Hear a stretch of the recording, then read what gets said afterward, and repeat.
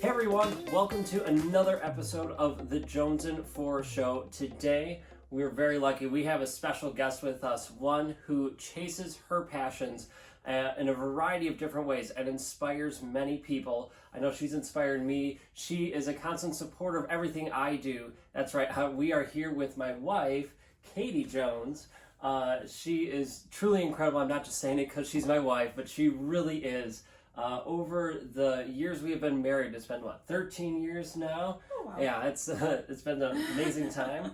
And I've seen her from getting her bachelor's degree to doing her passion of teaching fourth grade, to writing and releasing her books, her very own books, which is exciting, and also going after her goals and passions of higher level education, one that I personally don't have, but she does, of getting her master's and is currently going for her doctorate. So recently, we'll get into these, but she just released two books, one within the last year called Goodnight Nina, Town That We Live in Nina, a nice little picture book there. And then just released, as in this past week, Meet Nielsen Kisselfink. So we're going to talk with Katie about that, about these books and about her degrees and how she chases her passions in hopes that she can inspire you to chase your passions. So without me talking anymore, because I already talk way too much, Katie, tell us about yourself. Besides being married to me, tell us about you. Well, I grew up in Neenah, Wisconsin, my hometown. I get to teach there now. I teach fourth grade. I've been teaching for 9 years now. So I've been fourth grade for 8 of those years. 1 year I looped with my class to 5th grade. So I've always been an avid reader and writer. I really, obviously, I have a stack of books on my nightstand all the time, and I like to read. I like to read lots of different kinds of books, and I also like to write poetry and short stories and stories for children. So let's look at the degrees first, right? So when did you first decide to go after a higher level of education, right? Not just a bachelor's degree, which you were set on for a long time, right? Mm-hmm. Well, when I was a kid, when I was about 8, I decided that I was going to grow up and be Dr. Jones. My father has several higher ed degrees, and so I just kind of thought that's just what you did. And so I just decided early on, like, I'm going to go to school for a long time, and I'm gonna earn all these degrees. And as I grew up and started in education, I still wanted to pursue that dream. I think it's important. I love learning, so here I am. 8 years old. I can't imagine like thinking of, I'll have a doctorate when I'm 8 years old. At that time, did you know what that degree was going to be in, or at least a field of study? Because your dad, my father-in-law, has degrees in music performance and such, and conducting and along those lines. But did you have any idea at that age? Well, I already knew that I wanted to be a teacher at that point. Okay. When I was in 1st grade, I had an amazing teacher, Mrs. Clark, Stacy Clark, and she inspired me to become a reader and a writer. And so I knew from then, like, that's what I wanted to do with my life. I wanted to inspire kids when I grew up to love reading and writing and learning. And so I guess I figured it would be in the field of education. Nice, that's really cool. So how did you, so what are your degrees in? So go through bachelor's and your master's and then the doctorate that you're earning for. What are they? Okay, so my bachelor's degree is in elementary education, so I'm certified pre-K through 6th grade. Mm-hmm. My master's degree is in curriculum and instruction, because I just wanted to learn more about creating curriculum and really get into the meat of the literacy aspect of things for you education people. And my current degree that I'm going for is an educational doctorate, so it's an EDD, and that is in learning design and leadership with a big focus on technology integration and multimodality teaching and all that fun stuff. So how has that helped you in your teaching so far? Because I'm assuming, you've done it for yourself and you've learned a lot, but how has that really translated to you working in the classroom with your kids now?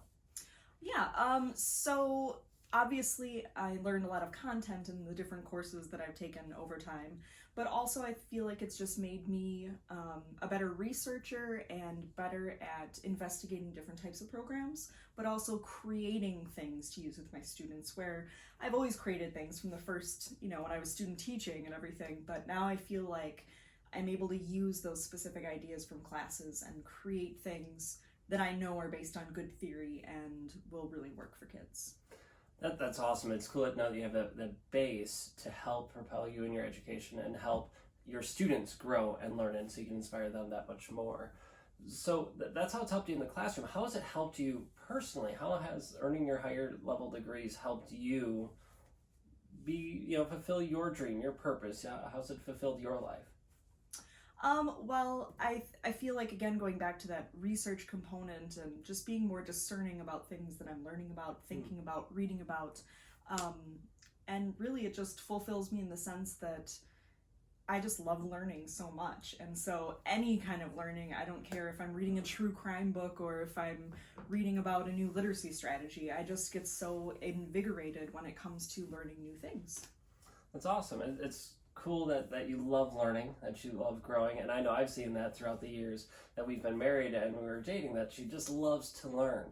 Is that something that you would suggest other people do, and how could other people do that? I mean, let's say they want to learn, they want to live their best life, live their life to the max. How would you suggest that they do that? So for our listeners, how can they live their life to the max through, the Katie Jones lens? Ooh, the Katie Jones lens. That's a little scary. It's a scary lens. Well, I guess, I mean, if you just want to expand your knowledge and your thinking and your research and things like that, I mean, it doesn't take anything fancy. You don't have to go and earn higher ed degrees in order to do that. It's simply deciding on what are you interested in knowing about, what's something that really gets you fired up, and then find books, read articles, talk to people, go to your library. I mean, you can learn things from any place, really. So I guess it's just kind of deciding what it is that gets you really excited. So figuring out what your passion is and deciding it, and then doing the research, whether it's going to your library, looking at websites, forums, chatting with people, and just researching it and getting to know it, right?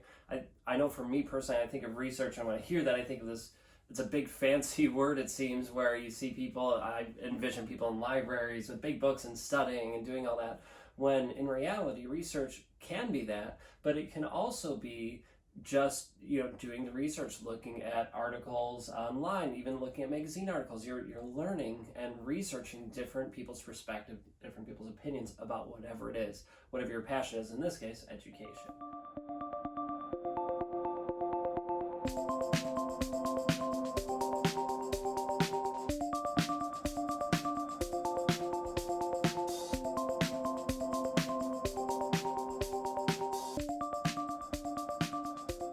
So let's tie back in now a little bit of your reading and your writing. Since you are an author, congratulations, 2 books published. That's incredible. So what you mentioned that you have a lot of books on her nightstand, and she does. She's not kidding. She has like 3 or 4 books on her nightstand every night. I don't know how she does it. What are some of your favorite books? What are your favorite genres? Let's ask that question first. Ooh, that's tough. I have so many. I love true crime. I love to read about serial killers. That sounds so terrible. I'm not a psycho or anything, but I just love to read about true crimes, and really, I love books where it really digs at the psychology of the people who have perpetrated these crimes, and I don't know, it just is really fascinating to me. I always think she's analyzing me every time. She's reading those books, she knows so much about it, and then she's constantly analyzing what I'm saying and what I'm doing. It's stressful, but we're making it through. So name 2 of your favorite books of all time, of everything you have read. Ooh. Now, I prepped her with questions. I shared these questions with her a couple times, but these questions weren't on there. So these are some surprise questions. So, Katie, what are 2 of your all-time favorite books? Well, luckily we're in my library right now, so I can cheat. You only see a small section of it. All 4 walls of this room are covered like this. I kid you not. Well, definitely one of my favorite books of all time is The Cat Ate My Gym Suit by Paula Danziger. I think that's how you say your name. I'm sorry if it's wrong. It's a book that, when I was a kid, I read so much that my mom would take me to the thrift store, because after a while she was like, I can't afford to keep you in new books, Katie. We're going broke. So we would go to the thrift store because they were like a nickel or a dime or 15 cents. And I would just get like a stack of books, and we could go every couple days, and it didn't cost very much to do that because I just would read and read and read. And so The Cat Ate My Gym Suit is one of those books that I just came across at a thrift store. And I thought, The Cat Ate My Gym Suit, well, that sounds pretty weird. I'm interested, because I'm a pretty weird person. So I grabbed this book, and just the character in the story just, I don't know, the writer is just so amazing with the way she just presents real life in such an open way. And I connected to the character who kind of struggled with being self-confident and, felt a little bit lost. And so it just is really, I connected with that story for sure. And I still love to reread it today. And I would say another one, there are so many good ones, it's hard to choose. Get out of the way. There are just so many. I would have to say, probably Misery by Stephen King. I know it's a total switch, kid's book and whatever, but I love Stephen King. I started reading Stephen King when I was in elementary school. Shh, it's fine. And not every elementary kid school can or should read Stephen King, but right. Let you be you. Yeah, I haven't hurt anybody, so I think it's fine. So I really love Misery. I love Stephen King novels. I love the creepiness and the psychology and all the stuff. So that's really cool. Really long answer to a really short question. I love it. I love that there are two different extremes, right? That you love, and the reasonings behind them is great. A relatable character for one of them with thought-provoking questions, as silly as it might be, and then the more psychological aspect of it is awesome. And yeah, she still loves Stephen King novels, movies, things like that. We watch on the regular, which is really cool. Yeah. So you were a voracious reader when you were younger. Did that translate into you writing a lot as a kid?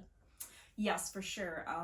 Mrs. Clark, my first grade teacher, she really encouraged us to read a text and then do writing to try to kind of not copy it, but to use those techniques to make our own story with that, which now as a teacher, of course, that's what I teach kids. We look at what we call them mentor texts. I might read a picture book or part of a book to kids, and we'll analyze what the writer's done to make it really exciting, or, did they use juicy words or really strong descriptions? And then we take our own stories and we say, okay, how could I kind of take that strategy and make it my own in my own story?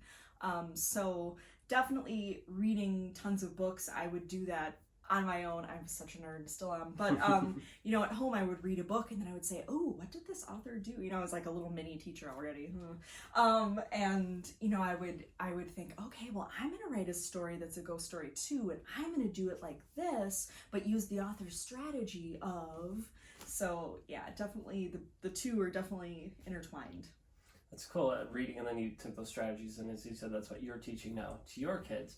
Mm-hmm. Is that a strategy you still find yourself using today when you write? Absolutely. Yeah, I'm kind of weird when it comes to writing, just because I have trouble finishing stories. And so I try to look at other texts and go, okay, well, how can you actually get this story to wrap up now, Katie? So yes, I still do look to well-written books to find ways to improve my own writing. So you're writing a lot as a kid, and you're reading these books that have been published. Did that lead you, or did you want to get your things published when you were younger? Was that a thought of becoming an author, like you had the dream of going after your bigger degrees? Did you have that dream of becoming an author as a kid, and did you try? Oh yes, for sure. That dream started when I was in first grade. I knew, okay, I got to be a teacher. I have to be an author. Like, these are my two things. Those have been my dreams since I was, however old you are in first grade, 7 or whatever. And so, yeah, definitely that started early on. I did, I of course, had my stories. Like, teachers could recommend your stories to be published in this printed, the binding home thing, like a school publication. And so I was in there, and every time I was like, Mom, Dad, look, I was so excited. And then I knew that I wanted to have books published. I wrote a chapter book when I was in 8th grade for young readers, like kids book. And I sent that off to a bunch of places, as well as poems and short stories. Uh-huh.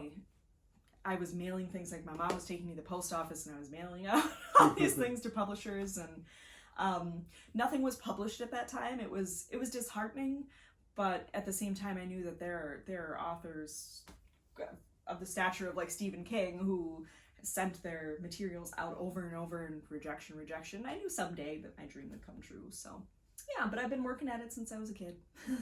That's awesome. And now to see it come to fruition. And we went a little different route, and because I had some experience with my own books being published and doing self-publication, and I told Katie, well, maybe this is a route that we should look into, because it's much more accessible now, and much people respect it just as much as a published book through a publisher. Things have changed since when we were younger, and when there was very few self-publishers out there.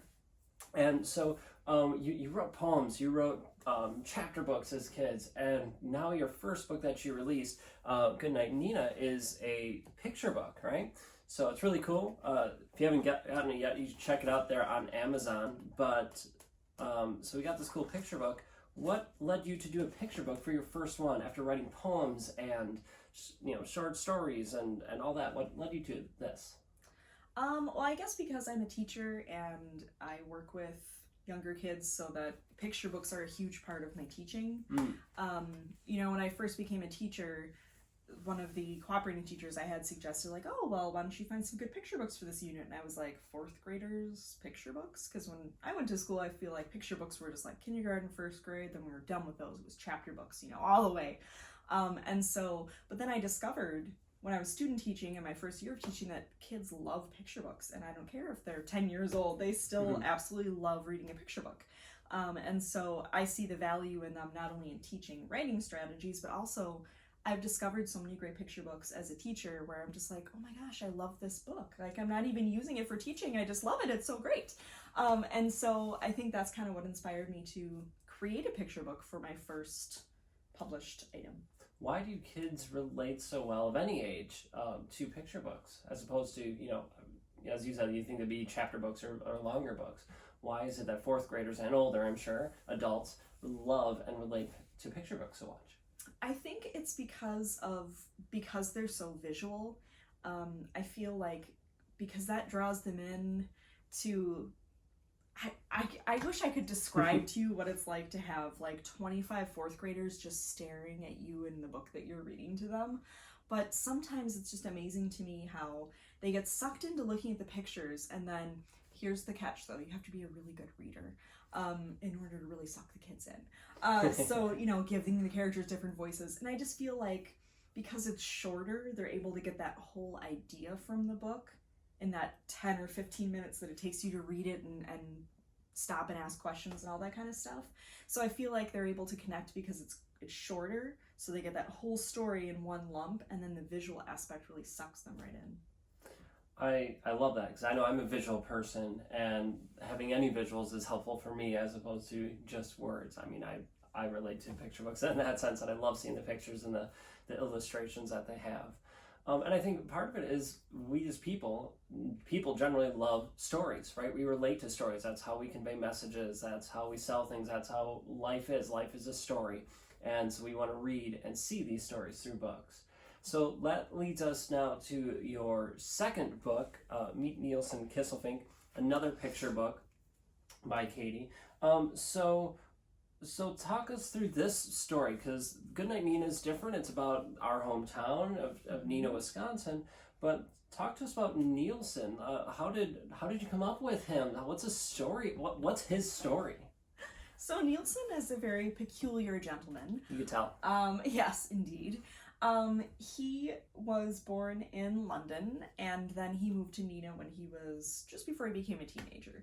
So again, I'm setting this story in Neenah because I love Neenah. I grew up in Neenah. I teach in Neenah. It's a beautiful place, and I just feel like it's a great way to connect. Like, at least the kids that live in Neenah can really connect to Nielsen on that, because they'll see places in the book that they've been to. Just like in Goodnight Nina, I had the opportunity to read Goodnight Nina to another class at my school with my teaching partner, Tamara Devlin. She teaches third grade. I read that book to her kids, and oh my gosh, it was, Mrs. Jones, I've been So, just that connection is really cool. But Nielsen came about because you and I had gone to England this last summer, Mhm. and we went on many tours. And we went on a tour with this very British gentleman leading it, and he wore this really pompous top hat with all these feathers and things, and he was just very, very, And so Spencer and I went back to our hotel room that night. We were just giggling about this guy, and, Spencer couldn't remember what his real name was, and so he said, "Oh, yes, Nielsen Kisselfink," and I was like, that's it. I'm writing a book with a character named Nielsen Kisselfink, and this is what he's going to be. So on the plane ride home, I was writing and sketching and, all this stuff. And so it came up with Nielsen. And the great thing is my mom was able to be the illustrator for this book. I was able to kind of describe to her what I wanted the pictures to look like. And I gave her an example, like had her look at like the Madeline books, that kind of illustration, and she created exactly what it was that I was envisioning for Nielsen and to bring this story to life. So it's really exciting that we got to work together on this, and I don't know, I just love Nielsen because he's different from everyone else and he's not afraid to be. I love it, and it's cool that this book came from us having our trip and our adventures together. And now Nielsen gets to have his adventures, but you also got to include your mom in it, who's a great illustrator. Would you be willing to read, 3-4 pages and share the pictures with us of Nielsen? Should I start at the beginning? Sure, why not? Okay. It's a good place to start, I've been told. Okay. Hello there, reader. Thank you for choosing this book. Of all the books available to you, you selected this one. Surely you will greatly enjoy it. Well, I suppose you'd like to meet the main character in the story. Turn the page. This is Nielsen Kisselfink. Yes, Kisselfink. It's okay. It takes most people a few times to get it right. Nielsen was born in England. Elephant, to be precise. No, he was not born in an elephant. Elephant is a place. Actually, it's called Elephant and Castle. No, he was not born at a zoo that's inside a castle. Elephant and Castle is a place in the country of England. And so the story goes on to describe Nielsen growing up in London and how he became a voracious reader, shocker, I know, and loved books so much. And then it talks about like his classmates like to make fun of the way he dressed because he dressed differently than other kids at the time. And but Nielsen was not afraid to be who he was. And then his family moves to Neenah, and he gets to know the town, and he ends up running into these two kids who have a problem they need some help with, and he kind of comes to the rescue. So it's just a great story to meet a fun character. I love it. And I love that you're drawing on real life situations in the book in there and the future stories to come. Is that how you write a lot of your books and stories, is kind of based at least on tidbits of reality and then you incorporate it into your story?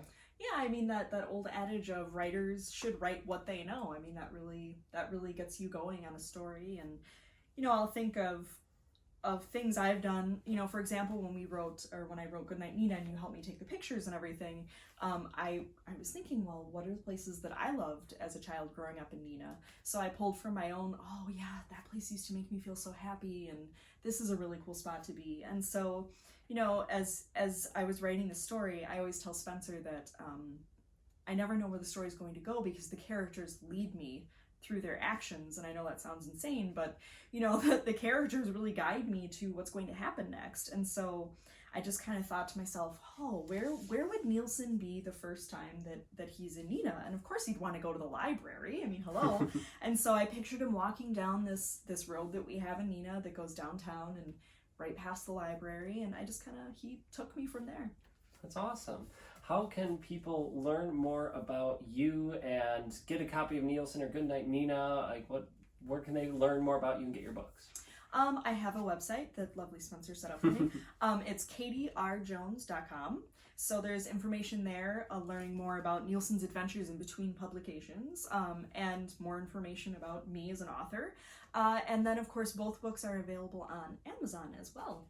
Awesome. And those links to her website, katierjones.com, will be also in the show notes. And if you're interested in the show notes, just go to my website, spencermjones.com, and go to the Jones and Forrest Show. click on our interview, and you could read all the show notes of this great show and learn more about Katie and get those links there. This is awesome, Katie. I love that you were able to get these books published. Congratulations on doing that much. It's so much work, so much effort, and to see your dream come true is amazing. What advice would you give our listeners, our viewers, to help them live their life to the max, to help them chase their dreams and make it a reality? I would say my advice would be to pursue what excites you and what you're passionate about, even if it seems, I don't want to say not that important. Like, for example, like me earning a doctorate, like, it's not going to change my career. I want to stay in the classroom for the rest of my life. Like, I don't want to be an administrator or anything like that. So some people, when they hear I'm earning this degree, they're like, oh, well, you're going to make a bunch more money. And I'm like, no, I'm just going to be a teacher and just be a better teacher because of it. And they're kind of like, okay. So I would say that no matter what you're passionate about, as long as it's important to you, it's important enough to pursue. You know, just like publishing a picture book, that may not seem very important to some people and be like, okay, that's great. Are you going to get rich on it? Probably not, but I love it. It's fun to share stories. So even if it's not something that others might find a lot of value in, if it's important to you, do it. Right, it adds value to your life, so that means it is important, right? It's important to you, so chase that passion, go after it, make it a reality, do the research, have fun with it, and just dive in and enjoy it. Well, Katie, thank you so much you've been part of these episodes as far as listening behind the scenes and hearing me at it and doing all these fun things. It's great to get you on the other side of the camera today, so thank you so much. Thank you. Thank you so much for joining us today, everyone. I really appreciate all of you. Thank you for being part of the Jones and Ford tribe. If you like this episode, if you like this show, please give us a like, share this out with your friends, tag us. Go support Katie and her books because they will make you happy. If you have kids, they're going to love these books as well. Even if you're not from Neenah, it's a great book. And Nielsen, it's a story. We all love stories. Go check them out. So please subscribe, like our show, folks. And until next time, I'll catch you later.